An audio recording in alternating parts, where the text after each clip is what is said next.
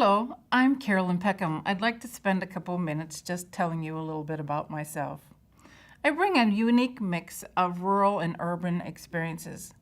I grew up on a dairy farm in southwestern Wisconsin, a community that I cherish with many important values that still influence me.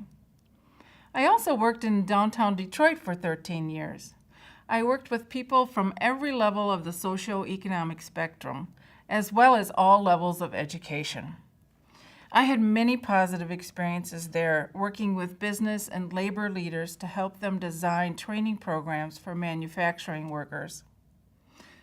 Because of that, I understand what it's like to work with large organizations, and in the last dozen years, I've also worked with many small organizations. I enjoy both sizes. I have very strong facilitation skills. That means that I help people get involved, I help them discuss the issues, think about the options that they might consider, and to expand the number of options that they might have thought about, to weigh those potential solutions so that they can make an informed choice. You make the decisions about what to do. I'll lead the process and help that go well, but you get to make the decisions about what to do. I'm a full-time planner and mediator, which means that I use those skills every day. I like to work in situations that are complex and have quite a few people involved.